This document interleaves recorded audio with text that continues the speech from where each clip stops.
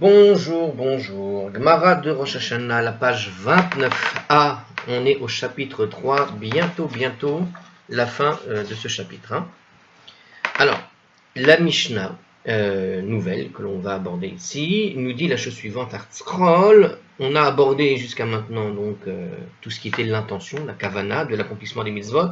Alors, tout à l'heure, je l'ai lu, ce petit passage, pour nous rappeler donc ce qu'on vient de faire sur l'intention des mitzvot. Ce qui est intéressant, c'est que on n'a pas tellement tranché, en fait. C'est-à-dire que, est-ce que, oui ou non, on fait comme Rava ou pas? Est-ce qu'il faut, oui ou non, une importance démesurée de la concentration de la kavana sur le shofar ou pas? Bon, c'est pas tranché. D'un point de vue des commentaires, évidemment, on a vu que, et elle est très importante cette kavana en réalité, qu'il faut penser à la mitzvah, mais on voit quand même que les avis sont partagés. Alors, continuons, la Mishnah maintenant considère un sujet sur un mode agadique, c'est-à-dire on va raconter des histoires, pour enseigner que dans tous les domaines, il est en fait une importance capitale d'avoir une intention appropriée. Donc, on a vu que Rava, du point de vue de la stricte loi, pense a priori, et on a bien vu à la suite de beaucoup de preuves, qu'au fond, donc c'est très discuté, très partagé, que cette intention n'est pas si nécessaire. Elle est nécessaire dans une certaine mesure, mais pas de manière trop radicale non plus. Et pourtant, on va voir, donc justement, à travers les histoires qu'on va raconter ici, de ce que va nous raconter apparemment le Mishnah, donc ça c'est une période, j'aime bien ce genre de passage en général, les histoires de la Gemara, c'est toujours très intéressant.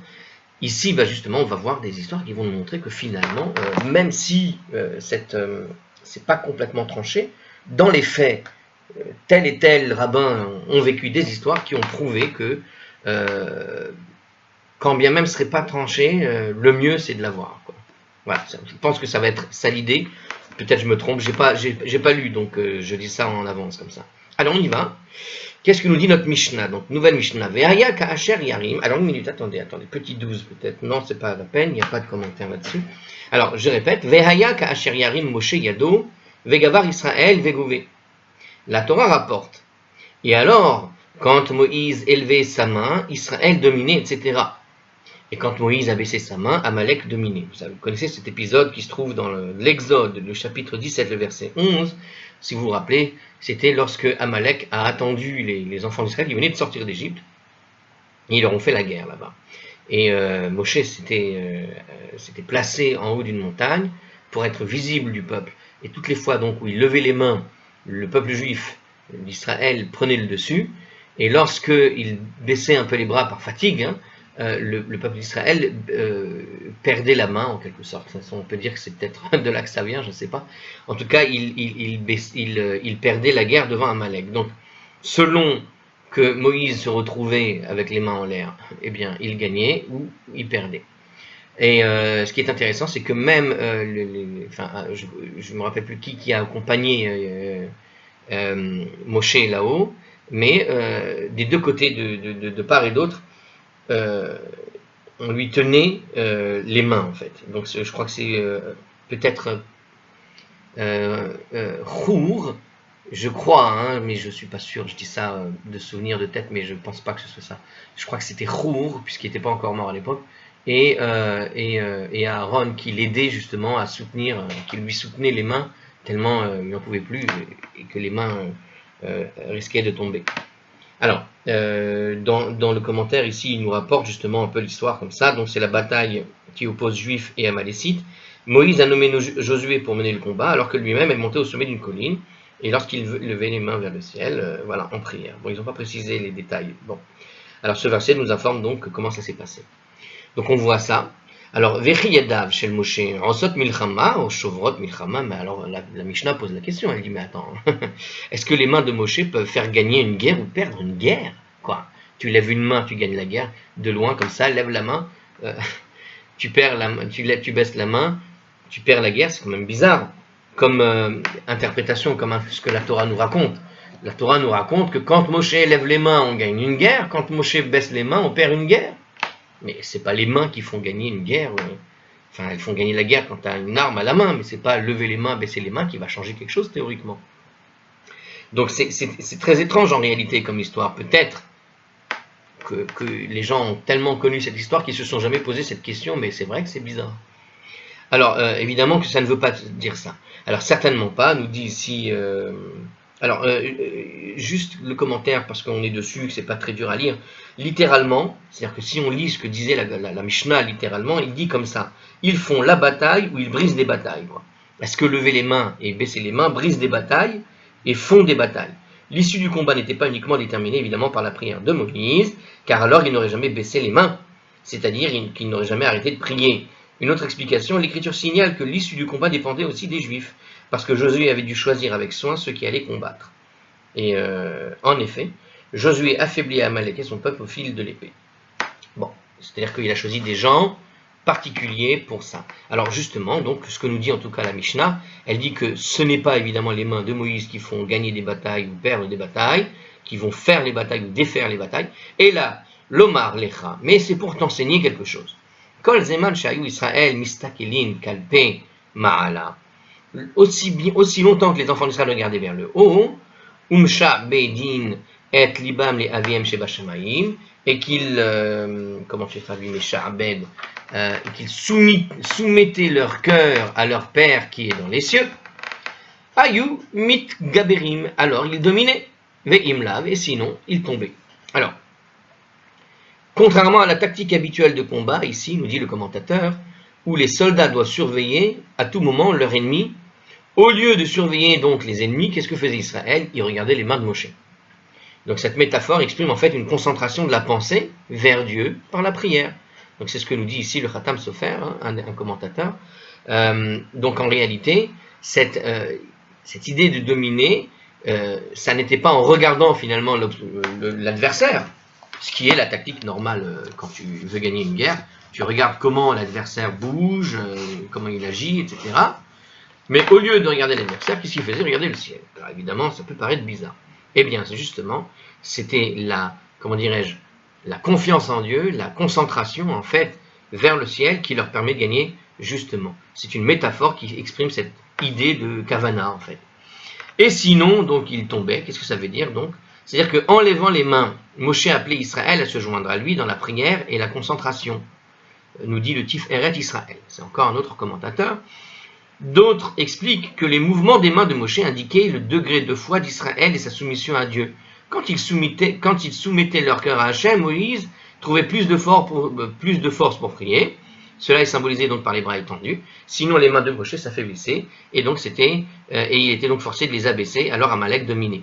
Alors c'est intéressant ici parce que dans cette explication, alors c'est toujours le livre de Yom Teruah qu'on a vu déjà cité ici et qui est donc spécifique probablement en Rosh Hashanah. Qu'est-ce qu'il nous dit ici dans ce passage? Dans cette explication-là, elle est un petit peu différente de ce qu'on a l'habitude. C'est-à-dire qu'effectivement, donc, quand Moshe levait les mains, le peuple d'Israël dominait. Mais en fait, là, il nous dit que l'élévation spirituelle du peuple juif, c'est ce qui faisait que les mains de Moshe étaient en haut ou en bas. C'est-à-dire que ce n'est pas les mains de Moshe qui permettaient de gagner, mais c'était l'état spirituel du peuple juif qui déterminait comment les mains étaient en haut ou en bas. Et donc au fond, les mains, c'est une sorte d'indicateur. J'ai envie de dire, c'est un peu comme un jeu vidéo. Vous imaginez un jeu vidéo avec Moshe, quand il y a une bataille, tu fais guerroyer les personnages du jeu vidéo, et quand, on va dire, la bataille, elle est avec un niveau spirituel élevé, le niveau des mains lève, et puis quand le niveau spirituel des combattants diminue, les mains diminuent. Bon, bref. Mais c'est exactement ce qu'il vient de décrire ici dans ce commentaire. Je te dis que mais c'est intéressant de voir ce point de vue. Je trouve très rafraîchissant. Ça change de ce qu'on a l'habitude d'entendre. Donc en fait, c'est pas que c'est Moshe qui distillait une crainte de Dieu, une confiance en Dieu, une kavana vers le peuple juif, mais c'est que Moshe levait les mains en fonction de ce qu'il ressentait, de ce que le peuple juif en fait témoignait en termes de crainte du ciel. Et quand la crainte du ciel était à son top niveau, il trouvait la force de lever les mains en l'air. Et puis quand il constatait une certaine baisse de niveau, il baissait les mains. Alors c'est pas tout à fait, donc là, encore une fois, c'est un commentaire original qui inverse un peu la situation, parce que d'habitude c'est plutôt l'opposé qui se passe. D'accord? Mais bon, quand il dit donc il dominait et sinon il tombait, on voit ici que finalement la domination ne dépendait absolument pas des mains. En tout cas, cette expression est pas mal parce qu'elle ne dépend pas d'une position des mains. C'est ils dominaient quand ils avaient une confiance en Dieu, quand ils étaient avec un cœur sûr que Dieu leur apporterait la victoire. Et puis dès que le doute, en quelque sorte, planait sur eux, eh bien, ils tombaient en fait. Donc, ce n'est pas Moshe qui permettait de gagner la guerre ou de perdre la guerre, mais Moshe était une sorte d'indication, en quelque sorte, de l'état d'esprit du peuple juif. Et au fond, quand les mains de Moshe tombaient, le peuple juif se rendait compte, quelque part, et donc ça rejoint l'explication finalement d'avant, que le peuple d'Israël se rendait compte que leur état spirituel diminuait, et que c'était la raison pour laquelle ils se faisaient dominer. Et donc, prenant conscience de la chose, ils se reconcentraient en quelque sorte pour retrouver cette énergie de la concentration qui leur permettait de gagner, et donc les mains se relevaient. Voilà, on s'est un petit peu inversé ici. Alors, Kayotse Badavar Ata Omer. Mais tu peux aussi dire, et tu peux dire une chose similaire à propos du verset suivant. Donc il y a un autre endroit où il y a la même configuration, une sorte de configuration un peu pareille. Alors qu'est-ce qu'il nous dit ici? La Mishnah veut nous enseigner que non seulement celui qui ne prie pas correctement ne verra pas de succès dans ses entreprises, par exemple dans la guerre contre Amalek, mais qui ne trouvera pas non plus son salut dans la difficulté, à savoir l'exemple que l'on va donner tout de suite. Et on a un deuxième texte de la Torah qui montre ce côté justement visuel, où quand tu vois quelque chose, tu te renforces, et quand tu ne le vois pas, tu ne te renforces pas.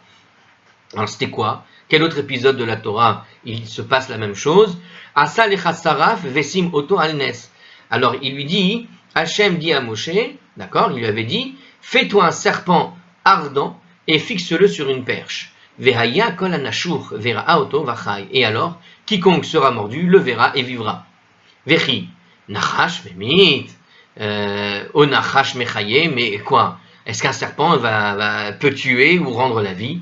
Est-ce que véritablement le fait de voir un serpent dans un bâton, c'est le fameux symbole du serpent d'airain. Vous savez c'est quoi? C'est le symbole des pharmacies. Vous connaissez le symbole des pharmacies? Vous avez une espèce de bâton et un serpent qui tourne autour de ce bâton.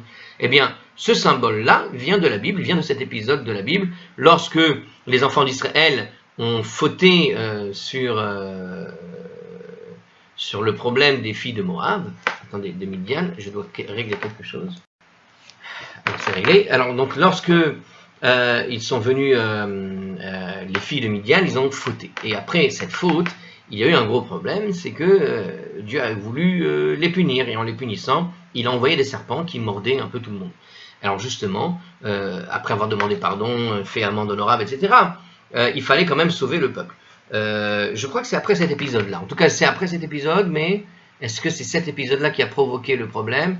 C'est pas sûr. Non, je pense que c'est l'épisode juste après l'épisode des filles de Moab, lorsqu'il y a eu justement le règlement du problème. À la suite de ça, le peuple juif a commencé à se plaindre et ils disent ils sont en train de tuer tous les grands d'Israël ou je ne sais quoi. Bon, la plainte a énervé Dieu et Dieu leur a envoyé des serpents. Et donc après, bon, alors évidemment, ils ont demandé pardon, et pour régler le problème, qu'est-ce qui s'est passé? Dieu lui a dit, voilà une solution pour régler le problème, puisque, bon, alors ils ont été punis, mais pour arrêter on va dire la catastrophe, ils ont fait le fameux serpent d'airain. Et donc c'est le symbole des pharmacies, puisque c'est le symbole de la guérison. Tu regardes et tu guéris. Alors justement, la Mishnah te pose la question, elle te dit, mais attends, tu crois vraiment que tu vas mettre un serpent, ça va te donner la vie ou te donner la mort? Alors évidemment pas. Nous dit la Mishnah. Et la bisman chez Israël mistakelin kalpe ma'ala. Mais quand les enfants d'Israël regardaient vers le haut, sha'bedin et libam le avihem shebashamayim. Et alors ils soumettaient leur cœur à leur père dans les cieux. Ayu mitrapein. Alors ils arrivaient à guérir. Ve'imla, et sinon ils périssaient. Nimukim. Alors si on revoit un peu les commentateurs là-dessus.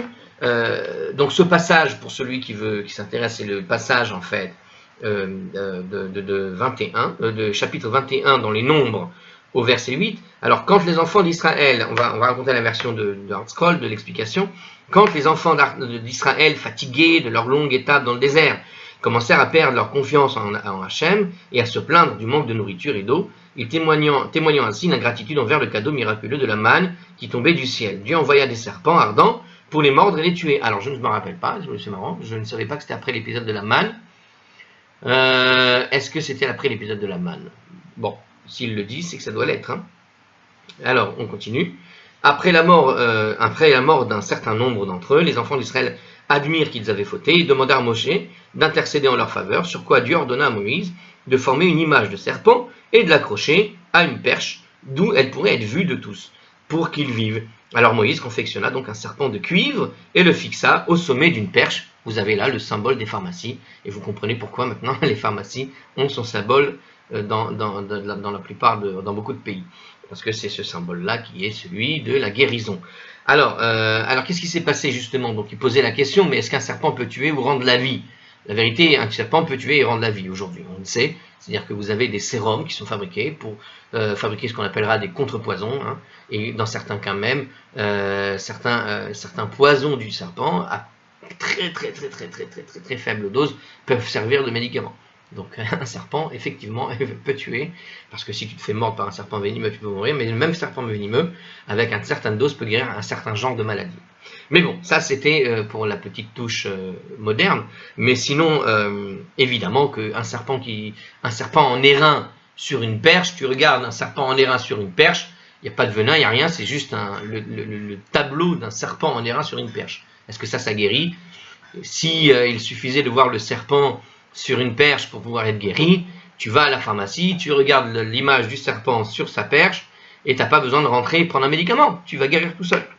Alors non, ça suffit pas, nous dit le Mishnah évidemment, la Mishnah n'est pas folle, et les gens les Rabbins ne le sont pas. Alors c'est-à-dire, est-il possible qu'un serpent inanimé soit une source de vie ou de mort? Évidemment, c'était la question. Autre explication, la Mishnah en fait parle des serpents vivants qui mordaient les Juifs et qui ont apparemment le pouvoir de tuer. Mais néanmoins, la Mishnah fait allusion à la Gemara du traité Brachot qui enseigne que ce n'est pas la morsure du Harvad, une sorte de reptile naissant de l'union d'un serpent et d'un tsav. Alors un tsav, il me semble que c'est une tortue. Et il donne le nom d'un animal qui serait le résultat d'une tortue. Alors il le laisse ici exprès en hébreu le mot, probablement parce que ça paraît surprenant l'union d'un serpent et d'une tortue. Mais que voulez-vous? Après tout, les deux donnent des œufs. On peut imaginer des espèces de croisements bizarres. Alors, donc il te dit ici que ce n'est pas la morsure du Harvad, donc ce reptile un peu bizarre, qui tuait, mais la faute de la personne qui tue. Puisque cette situation tragique était une conséquence de la faute des enfants d'Israël, comment le seul fait de regarder le serpent de cuivre pouvait-il stopper ce carnage et réparer cette faute? Oh, vous savez, on peut imaginer une sorte de... On peut imaginer, vous savez, un peu comme dans les films, certains en tout cas, que la morsure pouvait provoquer une forme, j'ai envie de dire, d'hallucination dangereuse. Hein. Il y a certains produits, certains genres d'animaux qui, quand ils te mordent, ne te tuent pas nécessairement, mais peuvent provoquer un genre d'hallucination, ou en tout cas il peut provoquer, comment on appelle, unbalance. Il peut provoquer une détérioration, on va dire, de ton équilibre chimique à l'intérieur, hein, on parle. Et de cet équilibre chimique, peut-être que ça jouait sur, imaginons, je sais pas, l'hypothalamus, là où se trouve le siège, on dit, des sentiments, etc. Et que, quelque part, une personne qui aurait une forme de remords, ce remords se transforme en vrai fardeau à cause d'une forme de poison qui pourrait augmenter les effets de ce remords. Et on sait que des gens peuvent mourir de chagrin, que des gens peuvent mourir d'amour. C'est-à-dire que quand tu as d'une crise cardiaque, hein, j'entends, mais on peut imaginer qu'effectivement il existe une certaine...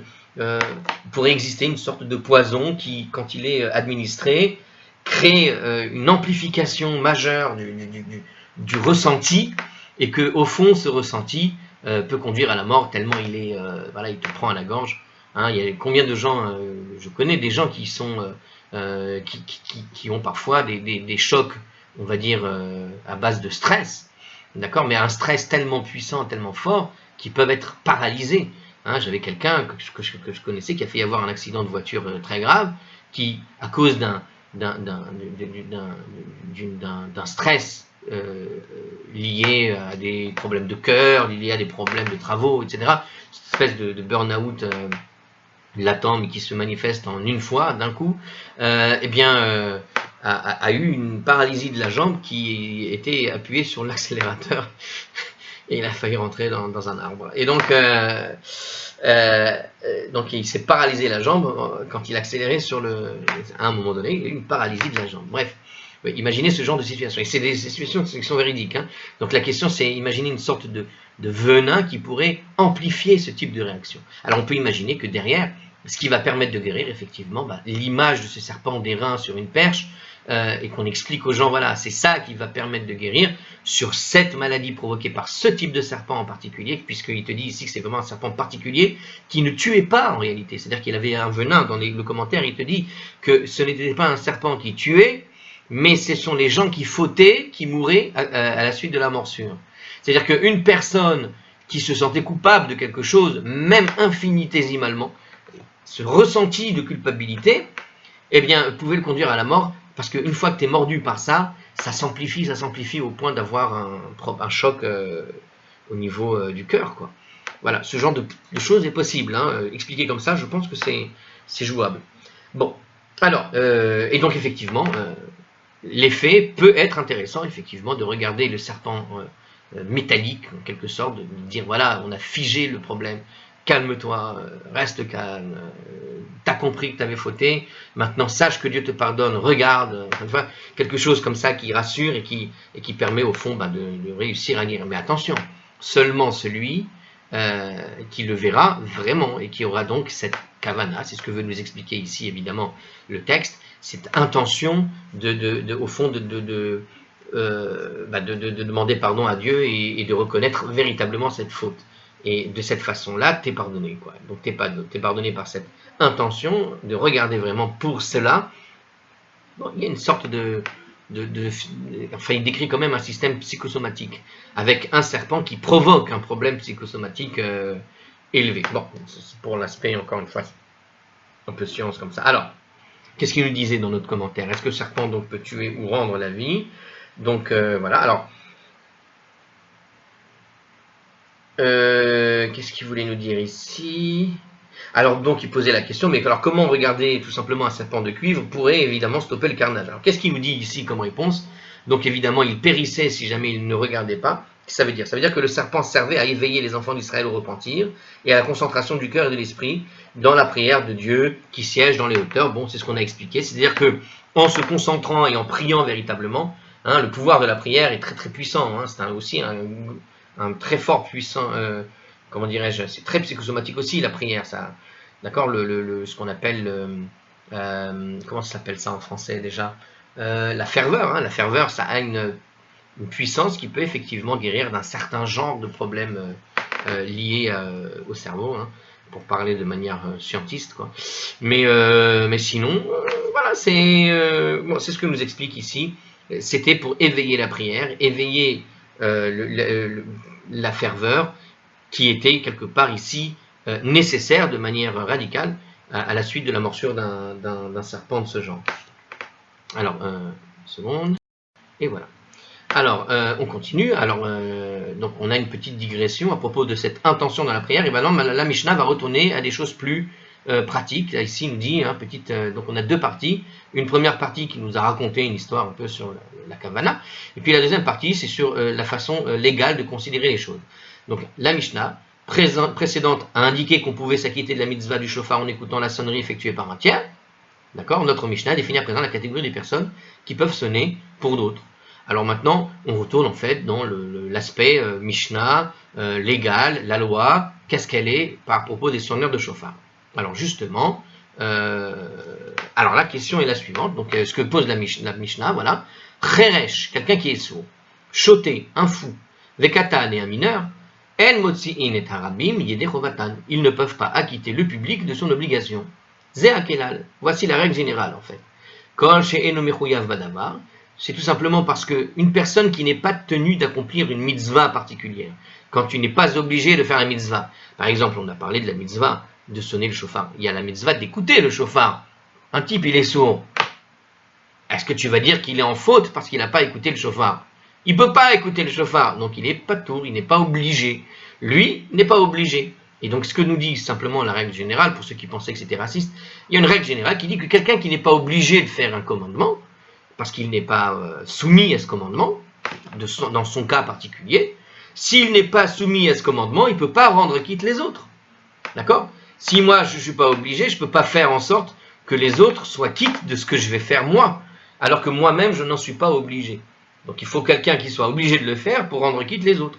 Vous comprenez? Donc ça n'a rien à voir avec le problème de quelqu'un qui est sourd. C'est de la discrimination. Non, c'est pas ça. Il y a une règle générale. Pour rendre quitte, effectivement, son prochain, il faut soi-même être capable de se rendre quitte. Or, celui qui ne peut pas se rendre quitte, le sourd ne peut pas se rendre quitte, même s'il sonne pour lui-même, parce qu'il n'entend rien. Et donc, comme il n'entend rien, on le désoblige à écouter le chauffard. Lui n'est pas obligé, il peut faire la mitzvah du chauffard juste en le regardant. Bon, ça marche pour lui, mais ça ne marche pas pour les autres. Donc, la manière que lui va avoir de se rendre quitte, eh bien, cette façon-là particulière, elle ne peut pas être transmise aux autres. Les autres, eux, ils sont quand même obligés d'écouter. Comme lui n'est pas obligé d'écouter, eh bien, il ne peut pas rendre quitte les autres, comme le mineur, l'enfant. L'enfant, il n'a pas encore 13 ans, il n'est pas bar mitzvah, il n'est pas obligé de faire les mitzvot, alors il peut sonner très bien, bravo, tu sonnes très bien mon petit, il entend très bien le chauffard, mais il n'est pas obligé de le faire. Alors comme il n'est pas obligé de le faire, la règle générale, tu n'es pas obligé de le faire, tu ne peux pas rendre quitte quelqu'un qui est obligé de le faire. Vous comprenez? Donc c'est ça l'idée. Alors, Eno motzi et arabim yede, chrobatan, donc il ne peut pas acquitter les gens de leurs obligations, c'est ce qu'on avait compris. Alors, la Gemara, sur ce point, alors peut-être avant on explique de quoi il s'agit. Alors quand on parle d'un sourd, alors qu'est-ce que ça veut dire le sourd en fait? Il est comparé en fait au fou dans la Mishnah. Pourquoi le fou et le sourd, par exemple ici, est comparé? Pourquoi on donne dans la Mishnah à la fois le sourd, le fou et j'ai envie de dire le mineur aussi, qui est juste à côté du fou aussi, hein? Alors pourquoi ils sont comparés? Alors, en réalité, celui dont on parle, le sourd qui est comparé au fou dans la Mishnah, est en réalité quelqu'un qui est à la fois sourd et muet. Toutefois, pour ce qui est de la mitzvah du chauffard, il s'agit simplement de quelqu'un qui n'entend pas. Parce qu'un individu comme celui-ci, bien qu'il puisse parler, et qu'il soit donc considéré comme saint d'esprit, il n'y a pas de problème, cette mitzvah ne le concerne pas puisqu'il consiste à entendre le son du chauffard. Puisqu'il en est incapable, il est donc exempt de la mitzvah, c'est ce qu'on a expliqué. Hein. Il en découle qu'il ne peut pas non plus sonner pour un autre, conformément à la règle générale qui est énoncée par la Mishnah, selon laquelle celui qui est exempté d'une mitzvah ne peut pas acquitter quelqu'un qui est tenu de l'accomplir. Donc quand tu es exempté, ça veut pas dire qu'il ne peut pas sonner. S'il veut sonner, il sonne, mais il ne peut pas acquitter les autres puisque lui ne peut pas s'acquitter lui-même ou qu'il en est exempté, même s'il arrivait à s'exempter, je ne sais pas comment, eh bien il ne peut pas, il n'est pas tenu de le faire. Quand tu n'es pas tenu de le faire, voilà. Alors, pour une explication, il faut aller voir le Rabbi Akiva Iger, bon, on va voir après. Alors, Rabbi Yonatan Milunel, tiens, on avait déjà parlé de lui, il a des opinions un peu, parfois originales, lui. Ici, qui écrit que la Mishnah parle en fait du sourd muet, mais qu'un sourd en réalité qui peut parler est concerné par la mitzvah, mais qui lui est irrémédiablement impossible d'accomplir. Donc en réalité, quand on dit le sourd, ce n'est pas le sourd seul, c'est celui qui est sourd et muet. Alors il est comparé au choté tout simplement parce qu'à l'époque, je ne sais pas s'il y avait le langage des sourds muets, et quelqu'un qui est sourd muet, comment tu lui donnais une éducation, comment tu lui apprenais à cette époque-là, il n'y avait pas forcément l'éducation, en tout cas il ne pouvait pas apprendre comme tout le monde, puisqu'on ne pouvait pas lui donner le sens en tout cas des mots, et donc peut-être que par ignorance, parce qu'il ne pouvait pas apprendre, il ressemblait à un fou d'une certaine manière, ou quelqu'un qui n'était pas sain d'esprit. Bon, aujourd'hui encore, vous avez des gens qui sont sourds-muets, et vous avez beau apprendre effectivement le langage des signes, quand vous voyez quelqu'un qui est sourd-muet, un enfant qui voit en général un sourd-muet, il dit « Ah, c'est bizarre, qu'est-ce qu'il fait celui-là? Pourquoi il fait ci ?» Une espèce d'ignorance de l'enfance qui fait, et de beaucoup d'adultes, qui ne savent pas que quand un sourd-muet fait des signes, etc., il n'est pas en train de s'amuser à faire des signes, il est en train de parler. D'accord? Donc des fois, il s'avère que les gens peuvent mal interpréter ce qu'ils ont devant eux de cette façon. Alors c'est pour ça que c'est comparé, mais ça ne veut pas dire que la Torah pense que celui qui est sourd-muet est un fou, hein. Loin de là. Alors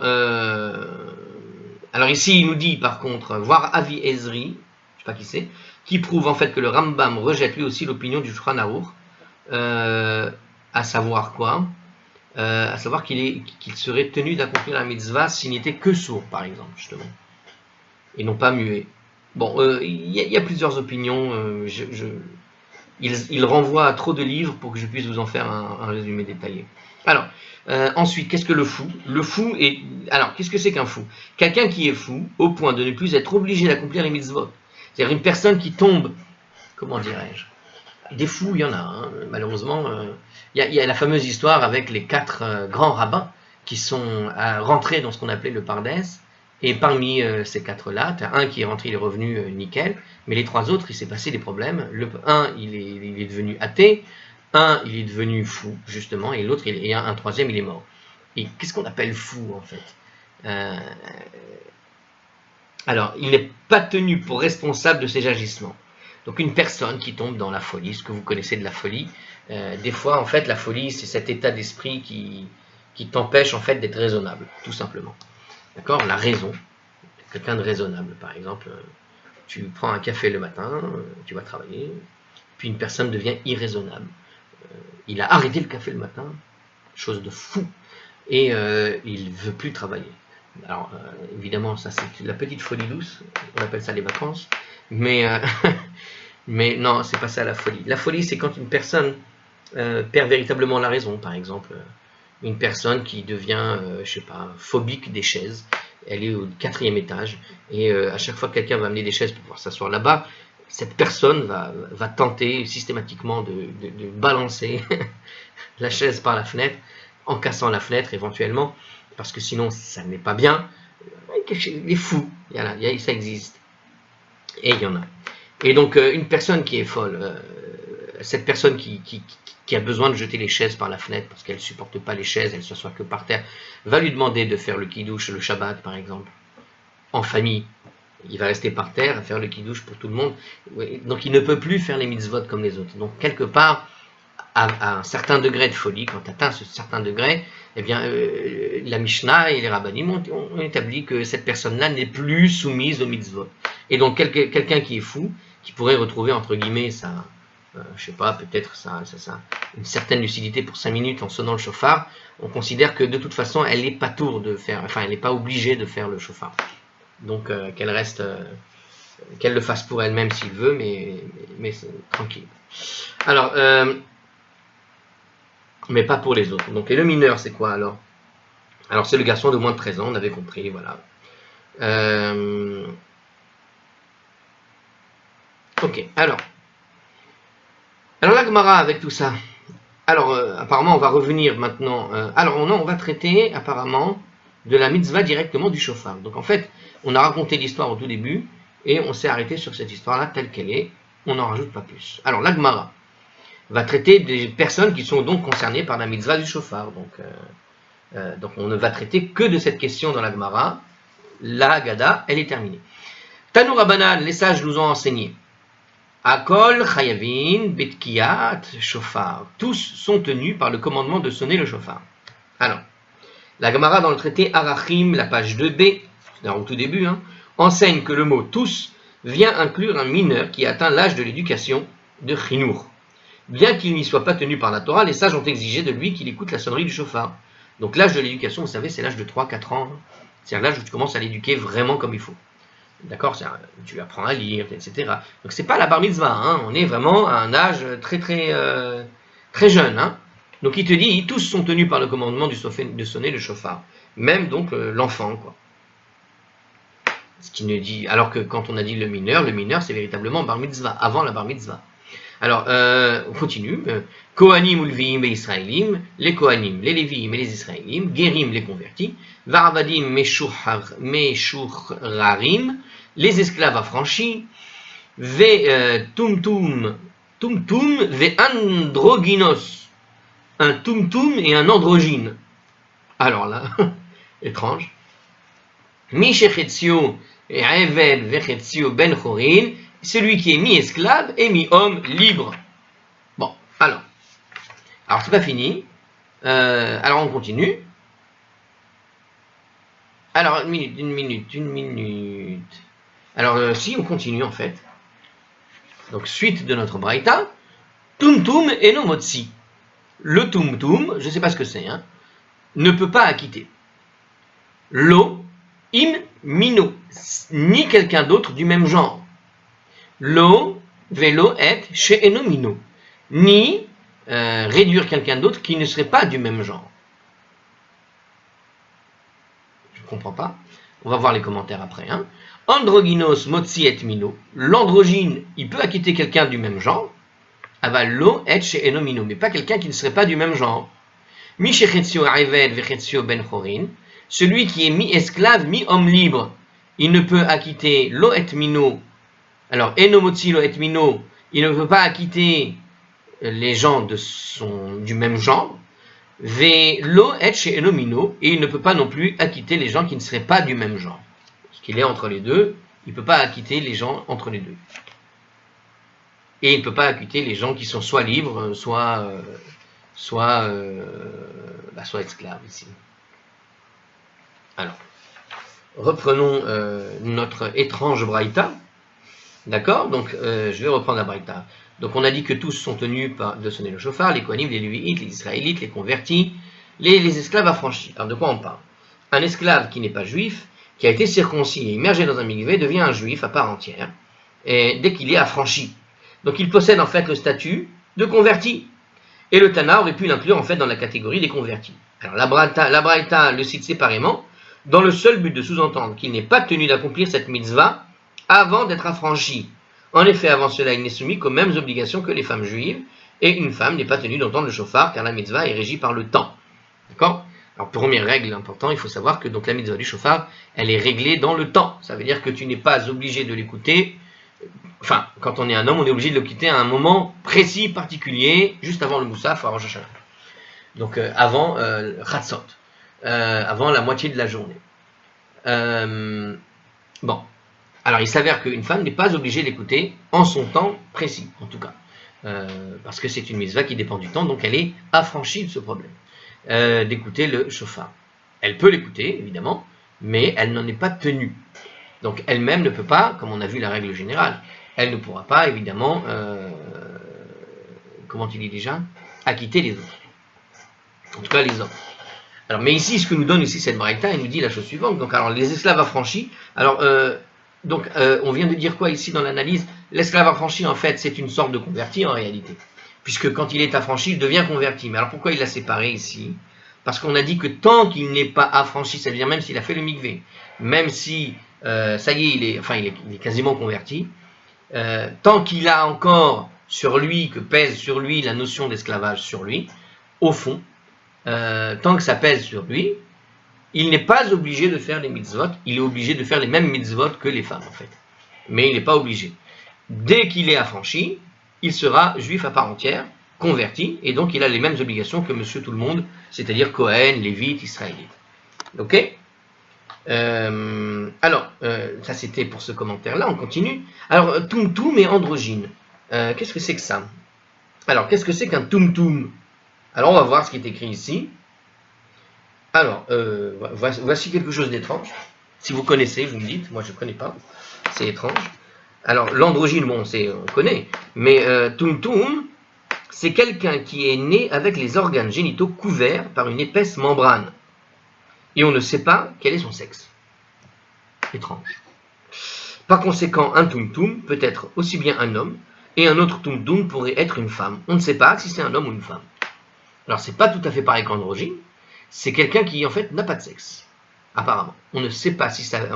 Alors, c'est pas que c'est pas quelqu'un qui n'a pas de sexe, c'est donc quelqu'un dont le sexe est caché par la peau. Alors, ne me demandez pas comment c'est possible, ne me demandez pas comment ça marche.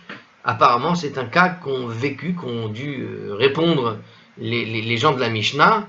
On leur a amené ce problème un jour. Est-ce qu'ils doivent faire, par exemple, la mitzvah de ci, de ça? Est-ce que... Parce qu'on ne savait pas quoi en faire. On ne sait pas comment régler ce problème. Aujourd'hui, on aurait simplement fait une opération qui permet de libérer l'espace et donc pour lui de retrouver, j'ai envie de dire, sa nature propre, hein, tout simplement. Hein. Si c'est un homme, c'est un homme. Si c'est une femme, c'est une femme. Mais à l'époque, il y avait ce problème où on ne pouvait pas définir véritablement si c'est un homme ou une femme parce que le sexe était donc complètement couvert. En gros, il est né avec le sexe à l'intérieur de son propre corps. Il est resté à l'intérieur. Ne me demandez pas comment il fait ses besoins. Je n'en sais rien. Je ne sais pas. En tout cas, ça s'appelle tumtum. Bon. L'androgyne, eh ben, c'est ce qu'on appelle l'hermaphrodite, c'est-à-dire c'est quelqu'un qui a les organes indéterminés, mais leur similitude s'arrête là. C'est-à-dire qu'on n'est pas sûr si c'est un homme ou une femme, en fait, tout simplement. Ou qui peut avoir les deux, d'ailleurs. Il me semble, hein, dans ce qu'on appelle hermaphrodite, c'est quelqu'un qui pourrait être les deux. Alors, comme le tumtum, son genre est indéterminé, en fait, mais leur similitude s'arrête là, pour ce qui est du tumtum et de... Ah, pardon, j'ai mal lu, j'ai sauté une phrase, évidemment que c'était pas pareil. Je répète, l'androgyne et hermaphrodite, c'est quelqu'un donc qui a des organes génitaux masculins et féminins. Et donc, le problème, d'un point de vue de la loi juive, c'est qu'on ne sait pas si c'est un homme ou une femme, en gros. On ne peut pas le déterminer. De la même manière que le tumtum, d'ailleurs.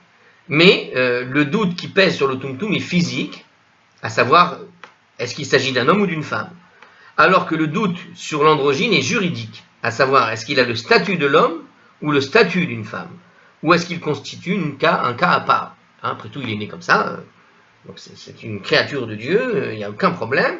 Mais du point de vue de la loi juive, du coup, quand la loi juive elle te donne des lois, elle te donne pour les hommes, elle te donne pour les femmes, mais elle n'a pas parlé du cas de l'androgyne. Alors qu'est-ce qu'on lui fait comme statut? Il est homme ou il est femme? Donc le problème, il est juridique, tout simplement.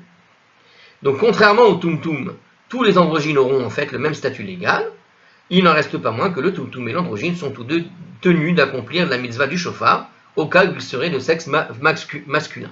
C'est-à-dire que, ça c'est Rachid qui me dit, c'est-à-dire qu'en gros, on ne sait pas trop si c'est des hommes ou des femmes, mais dans le doute, ils ont quand même la possibilité dans leur constitution d'être en fait un homme, et donc ils sont tenus de faire au moins les lois sur les hommes, comme tout le monde. Mais, comment on les fait? Alors c'est ce qui donnait derrière.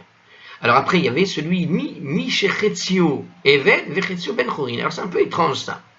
Parce que tout à l'heure, on a expliqué l'idée de l'esclave affranchi. On avait dit c'est celui qui allait être affranchi, qui est donc comme un converti, mais qui n'avait pas encore été converti. Mais seulement voilà, tu as celui-là là, qui est à la fois mi-esclave et mi-homme libre. Alors qu'est-ce que c'est ce statut? Alors, ce cas se présente en fait quand un maître a affranchi une partie de son esclave, ou quand l'un des maîtres d'un esclave, appartenant donc à deux personnes, a affranchi sa part. Par son côté homme libre, l'esclave est donc tenu d'accomplir la mitzvah. Donc, il faut imaginer une sorte d'homme à tout faire, entre guillemets, qui était l'employé de deux, entre ce qu'on va appeler dans le langage de l'esclavage, deux maîtres, en quelque sorte. Il était sous contrat, en quelque sorte, dispatché entre deux maîtres. C'est une fois, il est, par exemple, imaginé espèce de contrat pour lui qui consistait à être l'esclave de l'un et l'autre, et donc il y avait un contrat entre les deux propriétaires de cet esclave. J'ai envie de dire les deux, qu'on appelle ça, parce que j'ai souvent comparé l'esclavage au travail d'aujourd'hui, puisque à l'époque l'esclavage, je le redis, c'était quasiment rémunéré. Tu dormais chez l'habitant, tu dormais chez lui, et l'obligation de l'habitant était de te nourrir et de te vêtir comme il faut, etc. Donc quelque part, il recevait une forme de salaire en réalité. Et souvent, l'esclave, c'était celui qui, au bout du rouleau, se vendait en tant qu'esclave. Ça veut dire qu'à l'époque, en fait, celui qui n'était pas esclave, il était simplement propriétaire. Propriétaire de terrain, de maison. Et qu'au fond, l'esclave, c'est celui qui n'est pas propriétaire et qui, pour pouvoir sortir de son esclavage, va être obligé de travailler. Et j'ai parfois l'impression qu'effectivement... le maître ici, tu peux faire une comparaison avec l'idée de l'employeur et de l'employé. Bon, alors, ça c'est une version personnelle de la chose, une vision personnelle des choses en tout cas, qui permet de mieux comprendre ce que c'est que l'esclave, en tout cas dans le judaïsme, qui n'est pas tout à fait ce qui s'est passé là-bas aux États-Unis et ailleurs. Mais bon, même dans la configuration plus classique de ce qu'est un esclave, l'esclave ici c'est quand même celui qui en gros est soumis à une personne qui doit travailler pour lui. Voilà, on peut imaginer donc comme si c'était un contrat de travail dispatché entre deux employeurs. Alors imaginez donc deux maîtres qui sont comme deux employeurs et que le contrat esclave de cette personne-là, c'était d'être soumis et avec accord des deux propriétaires. Un jour c'est l'un, un jour c'est l'autre par exemple. Hein. Donc un jour sur deux chez l'un, un jour sur deux chez l'autre. C'est dans son contrat. Donc celui-là, il peut avoir, par exemple, imaginez, qu'il devient mi-esclave, mi-libre, parce que l'un des deux, entre guillemets, employeurs, va le relâcher. Et il s'est monté affranchi. Mais il a affranchi que d'un côté. Ça veut dire qu'un jour sur deux, il est esclave. Un jour sur deux, il est libre. Bon, eh bien, si Rosh Hashanah tombe le jour où il est libre, il doit écouter le shofar. Si Rosh Hashanah tombe le jour où il est esclave, il ne doit pas écouter le shofar, en quelque sorte. C'est un petit peu ce que vient de nous dire ce commentaire. Hein. Donc, son côté homme libre Alors, est-ce que c'est ce qu'il nous dit ce commentaire? C'est pas sûr, parce qu'il a un côté homme libre quoi qu'il arrive, puisque c'est un jour sur deux, imaginez. Mais ce côté homme libre fait qu'il est quand même obligé d'écouter le chauffard, même quand il est dans sa partie esclave, parce qu'il est en réalité qu'à moitié esclave. Alors, on continuait. Qu'est-ce qu'on nous avait appris ici dans la suite? Le tumtum ne peut pas acquitter ni quelqu'un d'autre ne peut acquitter ni... Qu'est-ce qu'il dit? C'est mal écrit. Un tumtum ne peut acquitter ni quelqu'un d'autre du même genre.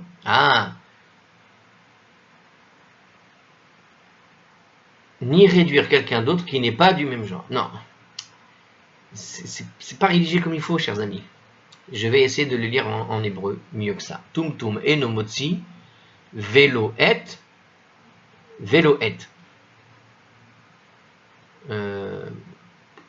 Non, attends une minute. Ah, voilà.